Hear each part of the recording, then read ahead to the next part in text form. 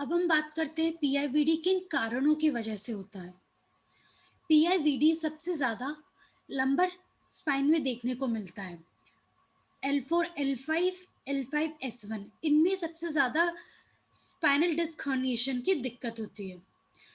30 से 40 की उम्र में लोगों को सबसे ज़्यादा पीआईवीडी होने के चांसेस होते हैं। अगर हम देखें पुरुषों और महिलाओं के रेशियो का, तो पुरुषों में 3 गुना ज़्यादा ये दिक्कत पाई जाती है। सबसे ज़्यादा spinal disc L4, L5 vertebra के बीच का जो डिस्क है उसमें होती है, या फिर L5, S1 के बीच में जो इंटरवर्टिब्रल डिस्क है उसमें निकल डिस्क की दिक्कत होती है।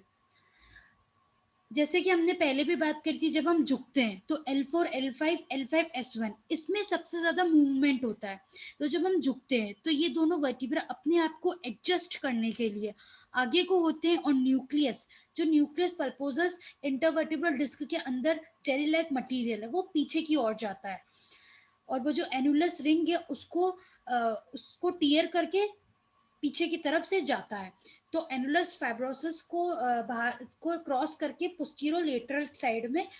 न्यूक्लियस पल्पोसस जाता है। अब बात करें कि ट्रॉमा, कोई इंजरी हो गई हो, कोई खेल-कूद में इंजरी हो गई हो, या फिर आप ऊँचाई से गिर गए हो, एक्सीडेंट हो गया, बाइक से गिर गए हो, इस वजह से भी डिस्क के निकलने के चांसेस हो जाते हैं। अगर आपको बहुत ज़्यादा आपने भारी सामान उठा लिया है, बहुत ज़्यादा आपने बेंड कर लिया है, क्योंकि ये पीआईवीडी हाइपरफ्लेक्शन इंजरी होती है। मतलब आप आगे की तरफ ज़्यादा झुक गए, फ्लेक्शन मूवमेंट आपने ज़्यादा कर लिया। रिपीटेड फ्लेक्शन मूवमेंट करने की वजह से, रिपीटेड आगे की तरफ बेंड होने की वजह से, या भारी सामान उठाने की वजह से, इस वजह से डिस्क पे बहुत ज़्यादा प्रेशर पड़ता है, आपकी वर्टिब्रास पे बहुत ज़्यादा प्रेशर पड़ता है, और पीआईवीडी होने के चांसेस ज़्यादा होते हैं। अगर आपको कोई इन्फेक्शन वाली बीमारी हो, जैसे रूमेटॉइड आर्थराइटिस हो गया, इम्यून सिस्टम आपका वीक हो, एंकिलोजिंग स्पॉन्डिलाइटिस, इस केसेस में भी डिस्क के निकलने के चांसेस ज़्यादा होते हैं।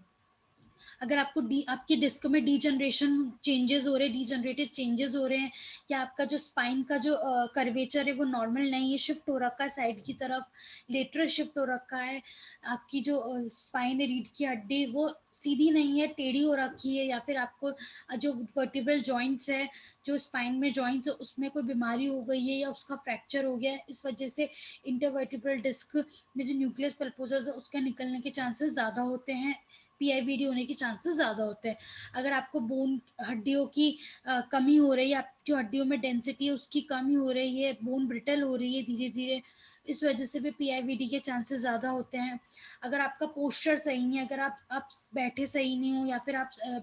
आपका खड़े होने का पोस्चर सही नहीं है, या आप बहुत ज़्यादा भारी सामान उठा रहे हैं, या फिर आप कोई हार्ड सरफेस पे चल रहे हैं, इससे आपकी स्पाइन में, बैक पे बहुत ज़्यादा प्रेशर पड़ता है। L4, L5, S1 में बहुत ज़्यादा प्रेशर पड़ता है, और डिस्क हर्निएशन के चांसेस ज़्यादा होते हैं।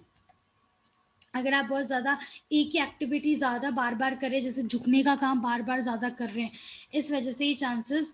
पीआईवीडी के बहुत ज़्यादा होते हैं। अगर आपकी लाइफ़स्टाइल सही नहीं है, आपका रहने का सही नहीं है तरीका, या फिर आपको कोई इंजरी हो गई, आप हाइट से गिर गए, ऊँचाई से गिर गए, या फिर आप बाइक से एक्सीडेंट हो गया, या कुछ भी इंजरी हो गई हो आपकी बैक की, इस वजह से भी पीआईवीडी होने के चांसेस ज़्यादा होते हैं। अगर आपका वेट बहुत ज़्यादा है, बहुत ज़्यादा मोटापा है, तो आपका जो शरीर का जो वज़न है वो बहुत ज़्यादा ओवरलोड होने की वजह से आपका मूवमेंट नहीं हो पाता बॉडी का, और इस वजह से आपकी जो स्पाइन है बहुत ज़्यादा स्टिफ हो जाती है। अगर आप आगे की तरफ झुकते हैं तो आपकी जो बैक है, वो स्पाइन जो है वो लॉक पोजीशन में चले जाती है, वो आप फिर सीधे नहीं हो पाते, बहुत लॉकिंग हो जाती है आपकी बैक, इस वजह से भी दिक्कत होनी शुरू हो जाती है। अगर आप बहुत ज़्यादा तंबाकू का सेवन करते हैं, स्मोकिंग करते हैं, इस वजह से भी आपकी डिस्क के निकलने के चांसेस ज़्यादा हो जाते हैं, पीआईवीडी के चांसेस ज़्यादा हो जाते हैं।